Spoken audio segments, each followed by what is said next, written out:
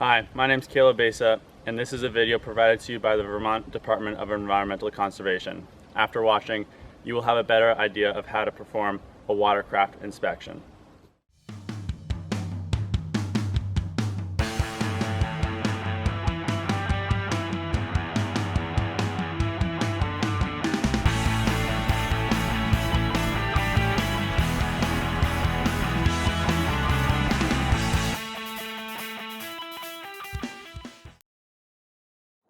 The following are examples of how to and how not to begin your interaction with a watercraft owner.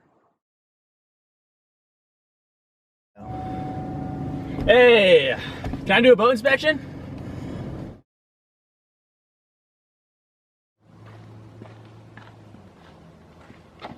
Excuse me, sir. Hey, how's it going? Hi, my name's Caleb Besa, and today I'm operating as a Vermont public access greeter, inspecting watercraft for aquatic invasive species to prevent the spread of them. Okay. While you ready your vessel, would you mind if I take a look and ask a couple questions? Not at all. Take a look around. Thank you. Posing a few questions to the boat owner can provide a great deal of information regarding the vessel's level of risk of carrying aquatic invasive species. You'll want to ask them, where was the boat last used? When was it used there?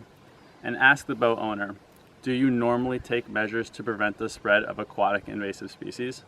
We will now touch on how these questions will inform you of a vessel's risk of carrying aquatic invasive species.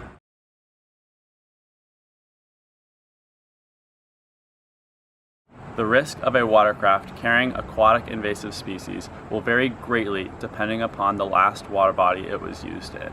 For example, a vessel coming from Green River Reservoir, a place with no known aquatic invasive species, is at much lower risk than a vessel coming from Lake Champlain, a place with many aquatic invasive species.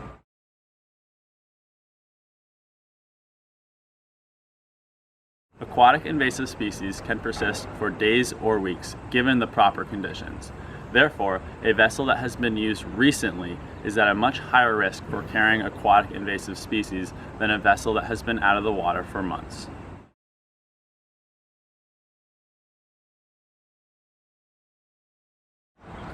A boater that is unaware of aquatic invasive species and that does not take spread prevention steps will likely have a higher risk vessel than a boater that is aware of aquatic invasive species and that does take spread prevention measures.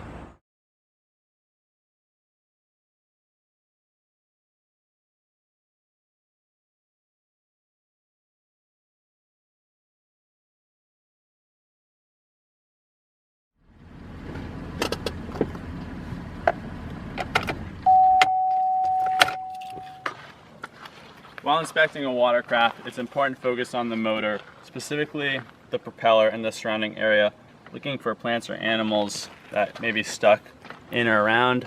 Then you want to walk around the boat, checking the hull, which is the exterior, for all parts of it, the sides, the bottom.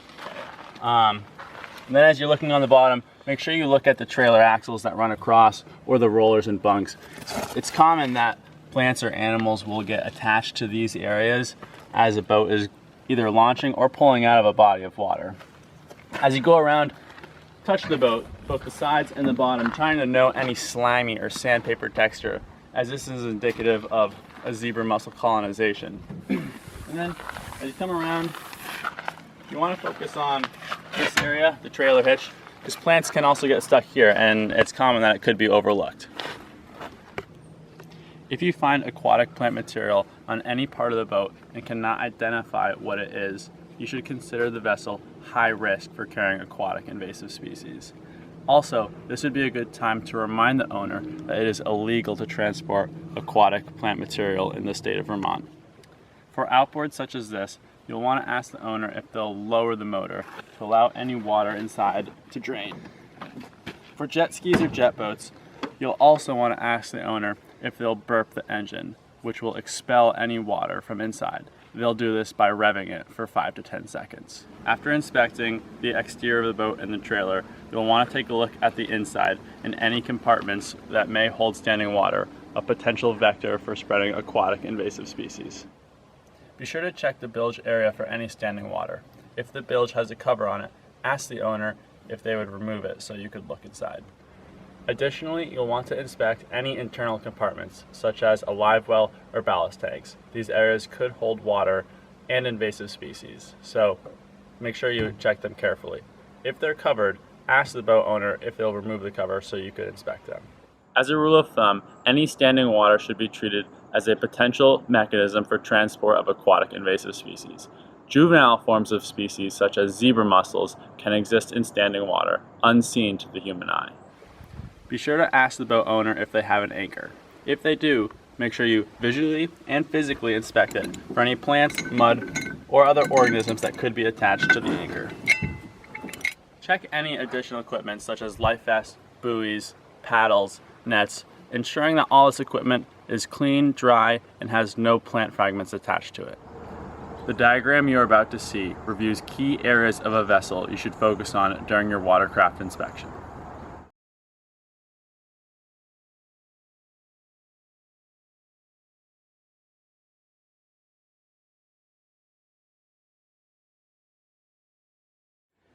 If at any time while acting as a Vermont public access greeter you feel in danger or threatened, you should first remove yourself from the situation and then take the necessary steps to contact the proper authority. At the end of the inspection, thank the boat owner for their time and for keeping their vessel clean, drained, and dried. Additionally, you can offer them any educational materials regarding aquatic invasive species. Remind the boat owner to replace the bilge plug and to raise the engine before they launch. If the boat owner is leaving access, remind them that they are legally obligated to remove the bilge plug and drain the ballast tanks of any water. And remember, always be kind and courteous while conveying your message about aquatic invasive species. Please review the Vermont Public Access Greeter Manual for a more in-depth explanation of how to perform a proper watercraft inspection.